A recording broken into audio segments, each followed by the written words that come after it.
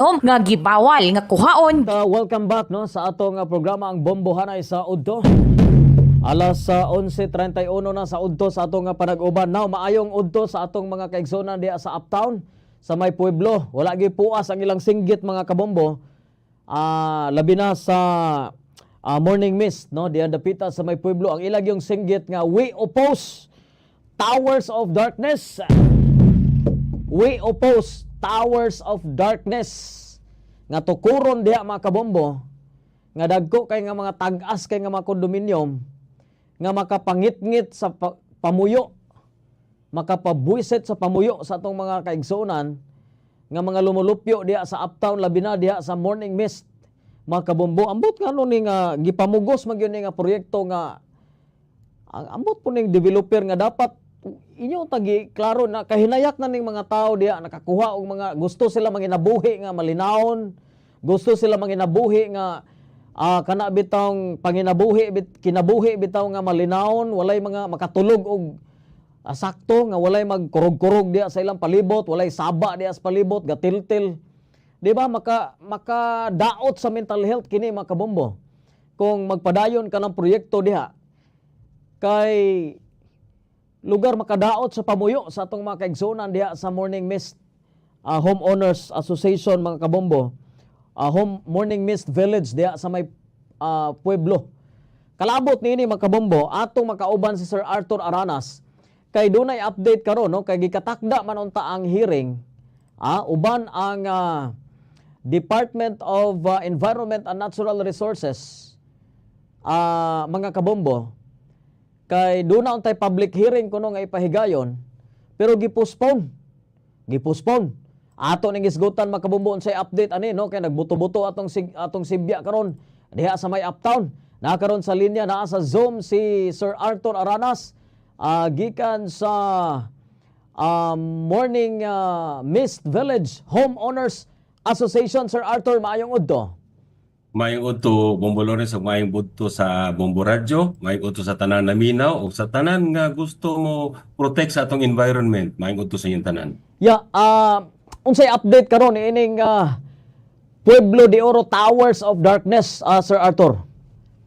Actually, katong December 12, nakabalo lang mi pinaagi sa mga marites nga naa day ko ni public hearing. Wala mo gyud mi padala og notice sa DENR. Niabot ang notice December 26 na nga na public hearing. So nag-prepare me for a public hearing supposed to be scheduled adtong gahapon, January 9. Pero nakurat mi kay ila daing gipostpone sa DNR. Katong sa the day before January 8, mga alas 5 hours before 2 o'clock, nakadungog pud mi sa Marites. Nga sir, dili daw madayon. Kuwa man mi padalig notice. Unya na gipadala sa ko nga screenshot sa Facebook nga nagpost da yang DNR nga ila din gipostpone kay na-reassign daw to ilang head. Ang amo lang katingalan nganong short notice pa kay nga gipostpone, nganong gidali-dali og postpone. Unya nganong wala mi pahibal mas maayo pa ang Sibir Heights. Layo kay Sibir Heights sa tower ba? Gipadala sila letter nga postpone pero kami nga naara mi skilled. Huwag yun ipadali sa DNR. Pero pagkahapon, ang Pueblo nagpahatag po sa amo og letter. Gitagami nagkopya sa ilang letter nga gipospon. Pero late na kayo kay kami biya unta ang primary affected area. Nganong wa kami gi-inform? Kami biya unta ang pinaka dako og reklamo dito sa public hearing nga na schedule. Pero tingala mi nganong gikalit og postpone unya nakabutang postpone indefinitely. Ang amo lang giampo nga postpone forever na ni nga project. Dili lang indefinitely pero kung nadayon man to siya kagahapon Bombo Lawrence, gi-invite man namo ang Bombo Radio ug tanan mga media organizations both local and national para maminaw po dito kung unsa mo mga arguments. Whenever nila i-decide nga ma-public hearing, bisan karon sa hapon, ready na mi sa among mga sa among position paper regarding sa environmental impact statement sa Pueblo kay nagsubmit mo ng Pueblo og study kuno. Of course ang ilang gihatag nga study sa DNR pabor sa ila. Nga kini nga tower dako ning makatabang sa mga tawo, walay problema sa traffic, walay problema sa drainage, safe ni siya puro ilang side of the story. Of course, kung ikaw consultant, ikaw ipahimong study, nya imong study adverse, di ka bayaran sa imong principal. Obvious ba? Kwarta ra gyapon ning istoryahan ni kay gisuhulan bi atong environmental company to come up with a study, pero dili man pod mga grade 2 ra ni mga taga Morning Mist o kini mga taga Uptown. Nabi po tay mga amigo diri nga engineer, na po tay mga amigo nga doktor of environment, natay mga amigo nga doktor of medicine nga moingon nga naagi dako og impact ng kanang himon nga tower diha. So actually Bolborores, ang Morning Mist mo inangusugyot ani kay kami magud ang primary affected area, pero kini nga project will impact the whole of Uptown. Dili lang Morning Mist. Apil ani Talakag maapektuhan dan sulihon kay moagi di mo tanan sa Masterson Avenue. Na ba dila ay nagyanan paingon matukag Talakag, moagi magyud ka diri atubang sa Chowking, Jollibee, RCBC, BPI. So tanan ani ma-affected. Wala lang kabalo ang uban. Wala siguro sila ka-realize unsa impact sa ila, pero kami Morning Mist, we are opposing this one because kami ang primary affected area. And Bombolores, nakakuha mo gud mapa sa DENR. Oo. Kining mapa sa DENR, 1996 pa ni nga map, approved subdivision plan of Morning Mist Village. Ato ipakita be. Ipakita na to. Kining nga mapa, gipabalidate na mo Padayon, ni. sir. Sige, gipabalidate na mo ni siya sa city planning, ipabalidate na mo ni sa DSUD, gitagaan na mo kopya ang Pueblo de Oro. Unsa among tuigan message nga ila, plano nga mapa? mapa ni gikan sa DENR 1996 pa, pero givalidate nila kay nangaimig certified through copy. Oh. Kung niingon dito sa mapa nga kining area nga butangan sa Tower of Darkness is part of Morning Mist Village. Klaro kay sa mapa nga part siya sa Morning Mist Village. Unya amo ning gi-present sa DSUD, ningon ng DSUD wala may kopya ana dito lang pangutana sa city planning. Nagsulat mi sa city planning ug nitubag sa ako ang city planning nga we find this map credible because this comes from a government agency. And si Pueblo, kung sayop ni among data, sayop ni among mapa, ila unta may game na nagalamlam lang kadiya Mr. Aranas, di man na maong mapa. Wala man mutubag ang Pueblo. Silent man. I don't know if you invited them because I know if you invite them, they will never respond to news interviews or media interviews. Di man siya di sila makikistorya. Wala na ko na, di magpa-interview. Silent mode man na sila good. Doon ka na ko ba, basig lobat, basig wailod. Di ba sila mutubag. Kaya daghan naman ko kahilay, mga reporter nga manir, di maganito bagon. So mo na nga mong isa ka argument karon nga nako-discover nga part di ay ni siya sa Morning Mist Village. So, kung tinuod area gid ana, sir. Dool sa kuan, sir, dool sa Mastersons Avenue. Kilid gyud sa Masterson Avenue. In fact, nako gipadala nga mapa sa inyo earlier. Kini Kilid gyud siya sa Masterson Avenue. Kilid sa Masterson Avenue kay ang among nakita sa mapa, ang original gyud nga boundary sa Morning Mist Village dili ning coral karon nga likod bitaw sa Champs or likod sa Rose Pharmacy. Dapat ang among coral unta kanang highway. Kay kung interpret na mo ang mapa, I mean, basin sayop ko kay basin di man ko draftsman, di po ko geolog, dili po ko kanang surveyor. Pero kung i-base na to sa mapa, ang boundary sa Morning Mist taman sa National Highway. Apil na ng opisina sa Pueblo, apil na ng Caltex, apil na ng Rose Pharmacy, apil na ng mga tindahan diha.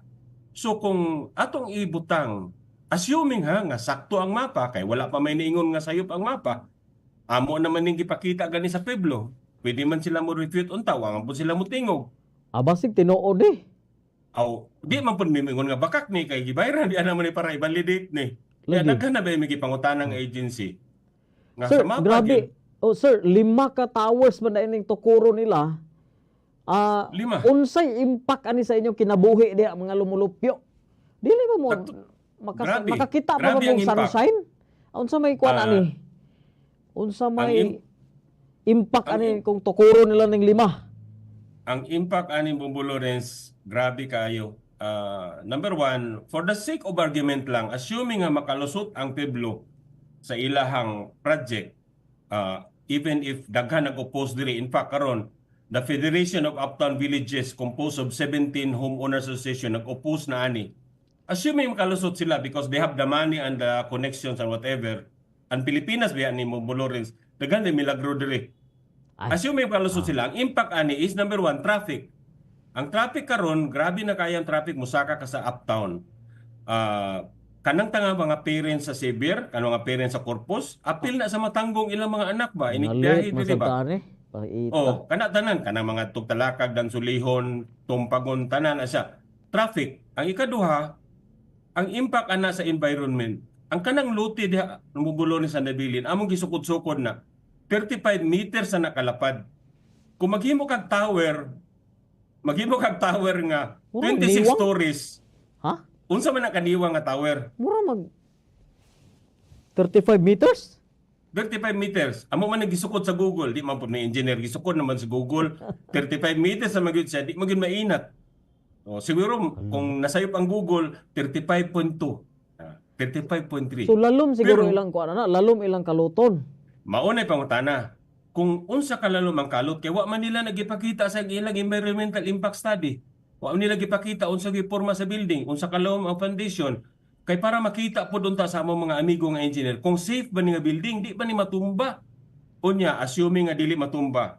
Ang kanang 5 ka tower, Bombo Lawrence, gi-estimate na sa among mga amigo nga dili pud kayo basin dili pareho ka bright sa taga Pueblo nga moabot ng 20 years i-construct. Kay di man na siya dunganon og himo anam-anamon man na. Ang kita sa isa ka tower mo igasto sa pikas tower unless daghang ka sila kwarta, di ba? So 20 years uyog-uyogon nimo ang mga balay sa morning mist kay magtrabaho ka na, mag-pile driving ka, magkalot ka. Ang abog ana 20 years may mag-abog-abog. Ang effect ana sa among mga tanom, among mga tao, among mga bata, among mga animals nga abog-abugan mi. Unya, Di mo daghan katulog, ba kayo ano? mga daghan kayo mga issues ni ang in fact ang amo ra magong appeal unta sa Pueblo ani. Why will you nganong maghimo mo project nga mo kamoy makabenepisyo pero maporhisyo ang uban? Mo na diha. Wala man ni question nga maghimo sila. Oh, sir.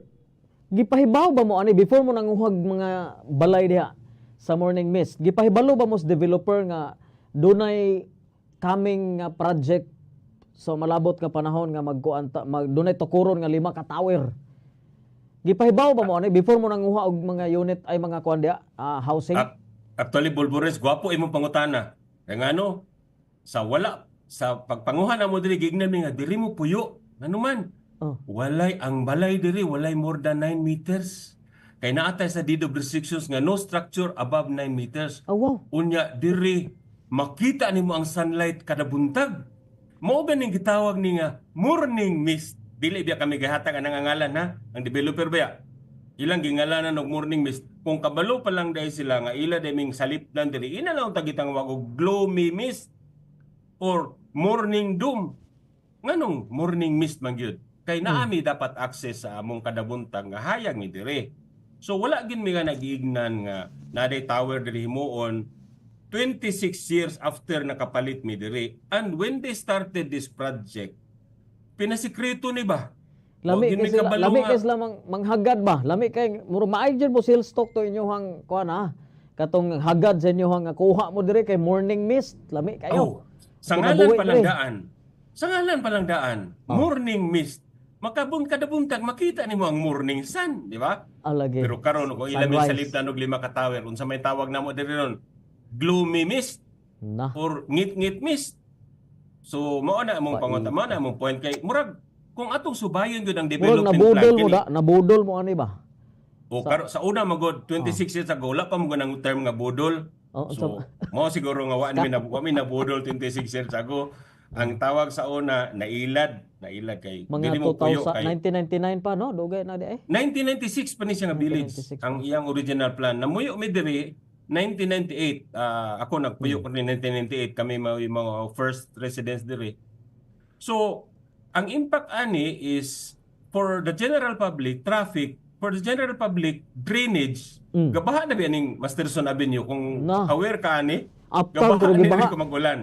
Mao lagi. Kung imong pintahon kuno pila ka lababo, pila ka tawo mag-flush og unidor og ilang toilet bowl sa 26 stories nga building, pila ka tawo magdungan og kaligo, aha man na paingon ilang tubig diri sa drainage sa Masterson.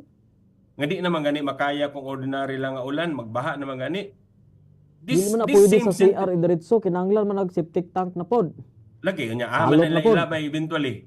Actually, kini akong pangutana, gipangutana ni sa taga DENR dito sa Carmen nga public scoping.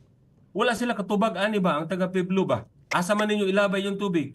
Wala sila idea unsaon, agi nila na matubag. So, gipangutana sila sa RTA. Kung mag-construction mo, asa mo agi inyong mga truck?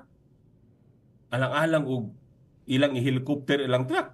Moagi gyud sa Masterson Avenue. Masterson, sige So na. kung imo hunaon, gahuot ng ganita karon daan sa Masterson Avenue, imo pang dungagan og building nga naay 26 stories nga 5 ka buok, i-multiply ko na pila ka buok tawo mamuyo ang 26 stories. Unya, kada tawo ana maka-afford man lang siguro bisan ba ubaon na lang ha. Dili na lang ng auto nga high-end. Kay mga condominium dwellers pa sila. So daghan na sakyanan. Ahaman ang marking. Alang Paitan eh. Ilang bisita? Apektado gyud ang inyong pamuyo ani sir, no? Sir Arthur. Actually, grabe ang effect ani. Natingala lang ni nganong ipamugos gyud nga pwede man sila maghimog tower, di man hilabot kung ibutang lang sa lain lugar. In fact gani ang mga among na istorya nga familiar with urban planning. Pila ka kuan na floor na? 26 floors times 5. Sab kay nang ngit-ngit ba sab kay mo de bisag alas 9, alas 10 ngit-ngit na kay nang ngit-ngit paghapon kay mo. Mao gyud. Actually So, mao man yung mga concerns initially na Pait amo kayo, namang eh. gunay. Pait jud kay ni sir, no? Bisag yung imong tan-awon ba, 20 years in the making, magsigil na mo vibrate inyong yuta niya. Abog kay mga semento diha, Ginoo ko. Bati kay nga pamuyo, no? Sa legal, ari sa ta sa legal nga kuan. Unsa may inyong mga legal nga mga gibarugan sab karon or mga basis nga sa pagsupak ani nga di gini Actually, madayon. Sir Ang Arthur. among legal basis ani niya, ako na lang ni istorya, di man to na ko ni istorya para di makapangandam ang Pueblo. Pero ako naman, na-file naman namo ni. Kay dili ra ba sila transparent ra ba sila mga papers? Ang Dili. kuan, di ba? Mo Dili. So, on the legal side of it, number one, ang una mo gud na mo gi-argument ani is the easement of light and view nga principle sa balaod nga kung ikaw mo ay nakauna og balay diha, nya gibaligyaan nimo imong silingan, dili nimo pwede tabunan imong silingan. So naaman na sa balaod. Naay balaod na, okay. Na easement of light view. Pero kana siya nga argument na side track na napadapli na karon sa among main argument. Unsa may among main argument karon? Gi-file na namo ni sa Human Settlements Adjudication Commission nga ang Morning Mist Village according to law is entitled to 9% of open spaces. 9% of open spaces. Ang problema karon, among gisukod ang open space sa Morning Mist Village. Ang amo rang open space nga tinuod gyud nga open space is naara sa 4,000 square meters. Oh, So utangan pa ang Pueblo sa amo og open spaces nga mga easily mga 7,000 or 8,000 nga open spaces. So kung ang utang sa Pueblo sa AMUA is nasa 9,925 kung atong ibase sa 9%. Asa man na karon kuhaon sa Pueblo ang lote nga nabaligya naman latanan sa Morning Mist. So ang among gi-file karon nga kaso sa ITSAC is kanang bakante nga lote diha nga ila kuno tukuran og Tower of Darkness ihatag na sa Morning Mist Homeowner Association as our open space. dapat lang.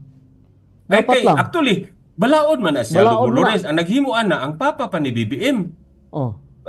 Sa panahon pa na ni Ferdinand Marcos nga 9% sa area dapat open space. Unsa may definition sa open space? Walay structure, non-buildable.